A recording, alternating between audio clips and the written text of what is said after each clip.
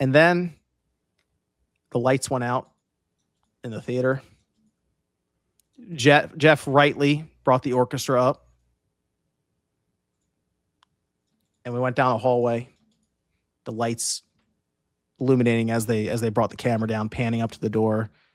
DLN 000 appeared, opened up smoke.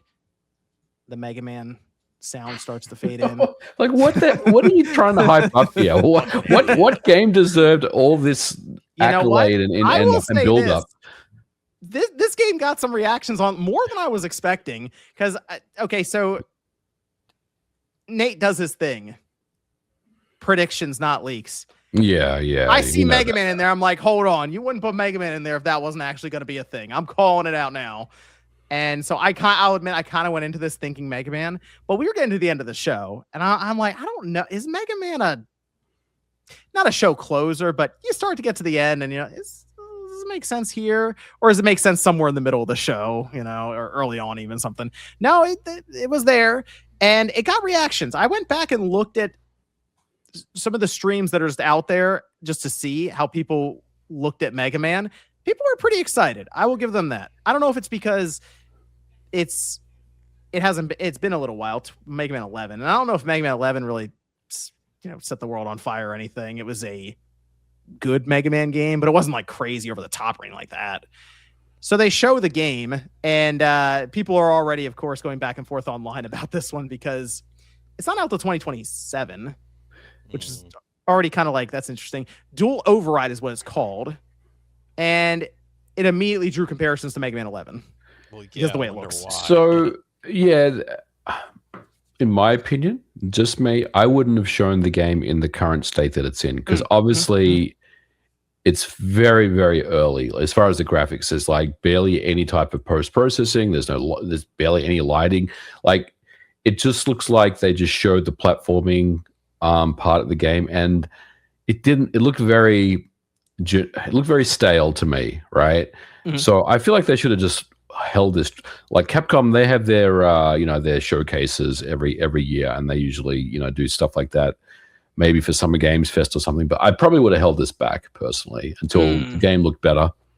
I don't think there's anything wrong. I mean, I don't think there's anything wrong with what they showed us, but I feel like it could have shown so much better if they just had waited. So I don't really feel like they needed to do it at this point, because I feel like there's still a lot more work that needs to be done on the graphics side. Yeah, they could have just shown, I think, the initial opening animation, Mega Man teleporting out, and then maybe had him drop in and do the title card reveal. They probably could have gotten away with that. I guess they really wanted to show that it's still going to be a 2D classic kind of Mega Man game. Maybe that's what the thought process was here. They did the whistle at the end, so Proto Man is going to be in the game. It's not sure if he's playable. There was also some apparent hints that Bass might be in the game too. So you see the title, the Dual Override, and think, well, two characters maybe you play as. So maybe it's Proto Man and Mega Man, maybe it's Bass and Mega Man. They just kind of go the Mega Man and Bass route. I'm interested. 2027 is the 40th anniversary for the brand. If people are wondering why they're doing 2027, that's that's the answer. And apparently there's some other stuff they're doing too. Is what the word is right now. Show that in the Game Awards 2026. Yeah, that's my thing. You're right. Wait. You're right about that. They could have. They just made a pitch to their investors in that briefing. That's like, oh, we're gonna go and build up Mega Man. We're going to build up Devil May Cry and Ace Attorney. And I don't know, maybe they said, hey, let's get started. That's all I can assume. Unless, hey, maybe it's first half of 2027. They're thinking we're 16 or 17 months out from this thing releasing. Yeah, but the big game of the show coms out in January. So, they could have done something similar. Yeah. MVG's right though. I'm gonna wait and see what they have when it's more finalized. The proportions of Mega Man look different than Mega Man 11 though. He looks more like Mega Man 7 or Mega Man 8 as people were starting to do comparison shots of him. So he looks like a more serious Mega Man, whereas in 11 he looked kind of like a more chibi version of Mega Man, almost like Mega Man powered up kind of. So I would, the only thing, so I know people, again, it's cool to see Capcom actually recognize Mega Man. I really wanted to see X9 because I think that would have taken on a completely different kind of art style. So maybe in the future, I don't know. It would be a long X9 time. wasn't X8 the Sega Saturn game? X8 was the PS2 game that they did. Oh yeah, And yeah. Killed the X7, franchise, Yeah, basically. yeah. X7 and X8 killed the franchise. So they haven't done anything since then. I would like to see that, maybe even done with RE Engine, because they've done 2D games with RE Engine.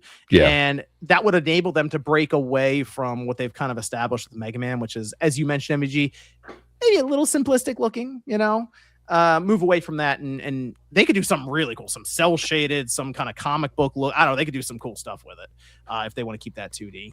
But obviously I'm excited to see Mega Man back, 40th anniversary. Maybe they'll do that, and then they'll also do a Mega Man Legends collection, because my gosh, those games are stupid expensive to where people are just emulating them anyway. So you may as well sell them an emulator with a ROM or a disc at this point.